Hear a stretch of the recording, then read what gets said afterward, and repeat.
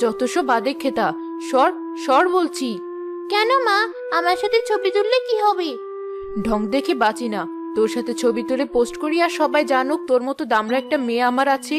তুই আর তোর বাবা তো তাই চাস। কি বলছো এসব মা?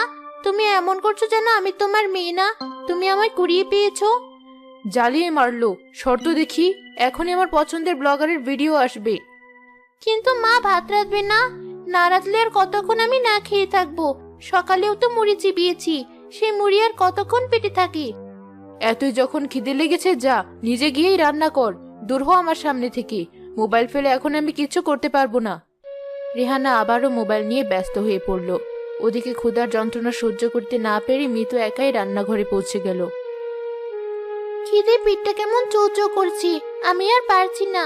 কিন্তু মা তো মোবাইল নিয়েই বসে আছে। আমি বরং রান্নাটা করে ফেলি, একটু পর তো বাবাও চলে আসবে। মিতু নিজেই চুলা জ্বালাতে চলে গেল। তখনই একটা আগুনের ফুলকে এসে মিতুর হাতে পড়তেই মিতু চিৎকার করে উঠল। আ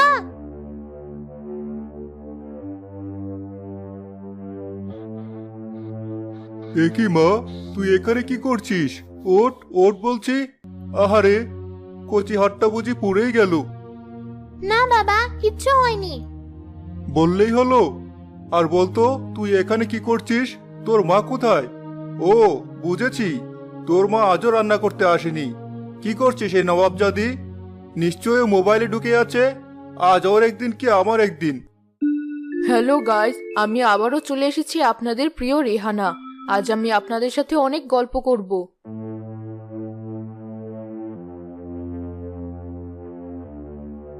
এসব কি হচ্ছে শুনি? বন্ধ করো, বন্ধ করো এসব। এ কি, তুমি আমার মোবাইল কেড়ে নিলে কেন?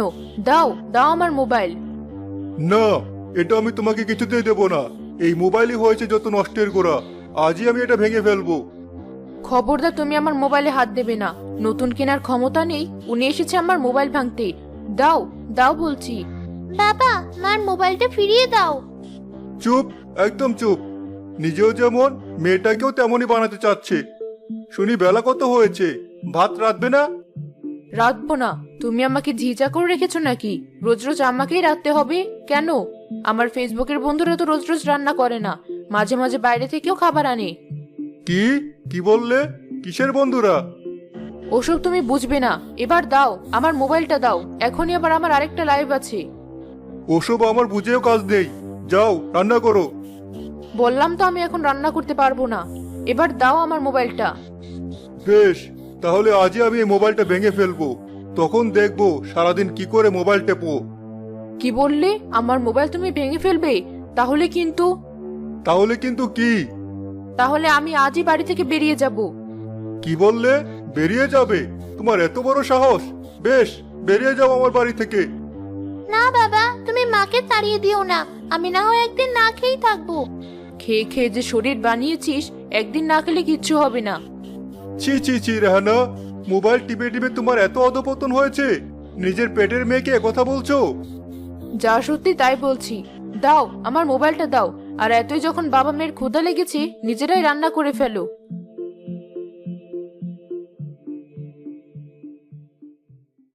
কাঁদিস না মা, সবই আমাদের কপাল।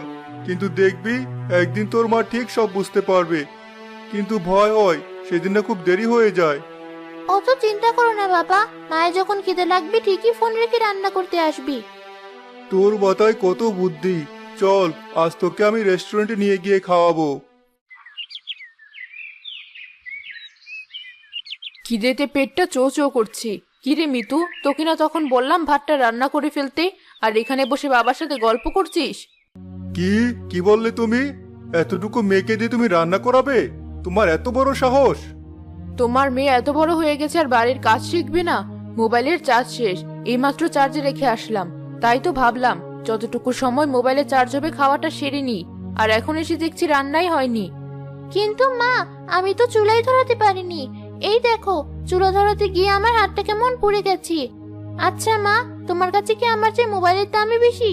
আমি কি তোমার কিচ্ছু না? হ্যাঁ, মোবাইলই আমার কাছে বড়, কারণ এখানে সবাই আমাকে অনেক ভালোবাসে। এসব তুমি কি বলছো মা? মোবাইলের ভিতর যারা আছে তারা তো আর তোমার সাথে থাকে না, কিন্তু আমরা তো সারাক্ষণ তোমার সাথেই থাকি। তবুও ওরাই তোমাকে আমাদের চেয়ে বেশি ভালোবাসে। হ্যাঁ বাসে। বেশ, যাও তাহলে। আমি তো বাবার সাথে যাব। বাবা বলেছে আমাকে আজ নাকি রেস্টুরেন্টে নিয়ে যাবে। কি, নিজেরা হোটেলে খেতে যাবি আর আমি বাড়ি বসে আঙ্গুল চাবাবো? বেশ মা, তুমিও চলো আমাদের সাথে। না, আমি যাব না। মোবাইলে আমার অনেক কাজ আছে। আর তোদের যা চেহারা, তোদের সাথে বাইরে গেলে লোক আমাকেও কথা শোনাবে। যাই, আমি বরং মোবাইল টিপতে টিপতে একটু মুড়ি চিবই। না, এবার একটা ভিত করতেই হবে। যা হচ্ছে মোটেও ভালো হচ্ছে না। এমন চললে আমি ওকে ওর বাপের বাড়ি রেখে আসবো। এই কথা তুমি মুখেও এনো না। যাই হোক, মা তো আমাদের আপন মানুষই। সামান্য ভুলের জন্য মাকে তুমি তাড়িয়ে দিবে? সেই দেখা যাবে। এবার চল তো আমার সাথে। না বাবা, আমি যাব না। মা যখন খিদে পেটে মুড়ি চিবোতে পারে, আজকের মতো আমিও না হয় মুড়ি খেয়ে নেব। বেশ, তোদের মা মেয়ের যা ইচ্ছে তোরা তাই কর। সজল রেগে বাড়ি থেকে বেরিয়ে গেল। মিতুও মন খারাপ করে তাদের পুকুর ঘাটে গিয়ে বসলো। এ আমি কোন পাপের শাস্তি পাচ্ছি? আজ নিজের মা সামান্য মোবাইলের জন্য আমায় কত কিনা বললো। আমি কি সত্যি মায়ের কাছে কিচ্ছু না?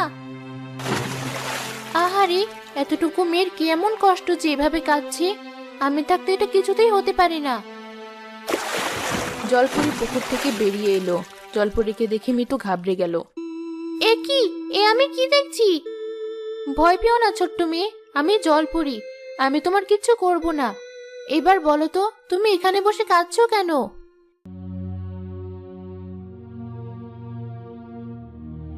এ তো ভারী নির্দয় কথা।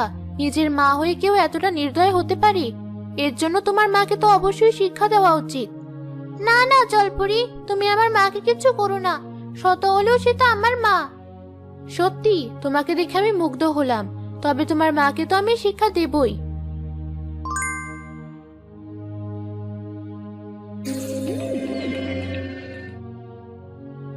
যা করার করে দিয়েছি, এবার বাড়ি ফিরে যাও। দেখবে উপরওয়ালা সব ঠিক করে দেবেন।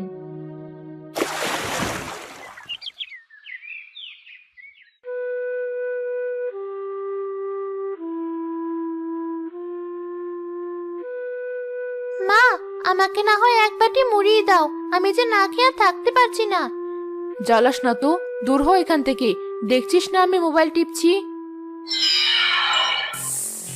ওরে বাবারে, কে কোথায় আছো? বাঁচাও, বাঁচাও আমায়। কি হলো মা, চেঁচাচ্ছ কেন? দেখছিস না আমার হাতের মোবাইলটা কেমন সাপ হয়ে গেল? মা, এ কি করলে তুমি? নিজের মোবাইলটা নিজেই ভেঙে ফেললে? রেহানা মাঠের দিকে তাকিয়ে দেখলো তার মোবাইলটা ভেঙে গুঁড়ো গুঁড়ো হয়ে গেছে। এ কি, এটা আবার মোবাইল হলো কি করে? আমি তো দেখলাম ওটা একটা সাপ। কি চাঁদা বলছো মা? আমার মনে হয় আমার মতো তোমারও ক্ষুধা লেগেছে, তাই তো আবল তাবল বকছো। দাঁড়াও, আমি এক্ষুনি তোমার জন্য মুড়ি নিয়ে আসছি। এই নাও মা, এগুলো খেয়ে নাও। দেখবে তোমার ভালো লাগবে। যত সব ন্যাকামো। আমার মোবাইলটা ভেঙে গেছে দেখে তো খুব খুশি হচ্ছিস মনে মনে। দাঁড়া, আজ আসুক তোর বাবা। এর চেয়েও ভালো একটা।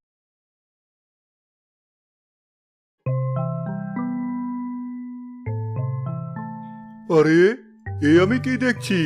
কিরে মিতু, তোর মায়ের আবার কি হলো? আজ তো দেখছি সূর্য উল্টো দিকে উঠেছে। আমায় আর লজ্জা দিও না। আমি যে পাপ করেছি, উপরওয়ালা আমায় সে শাস্তি দিয়েছেন। তাই তো আমি খাবার খেতে গেলেও সেটা মোবাইলে পরিণত হয়েছে। আর যাই হোক, মোবাইল খেয়ে তো আর পেট ভরে না। বাবা, তুমি না বলেছিলে আজ আমাদের রেস্টুরেন্টে নিয়ে যাবে? চলো মা, আজ আমরা তিনজন হোটেলে খেতে যাব। না মা, আমি থাকতে হোটেলে কেন যাব? তোরা বস, আমি এক্ষুনি রান্না করে আনছি। আমায় তুমি ক্ষমা করে দাও। তোমাকে ক্ষমা চাইতে হবে না রেহানা। তুমি যে নিজের ভুল বুঝতে পেরেছো, আমি এতেই খুশি। মিতু তার বাবা ও মাকে জড়িয়ে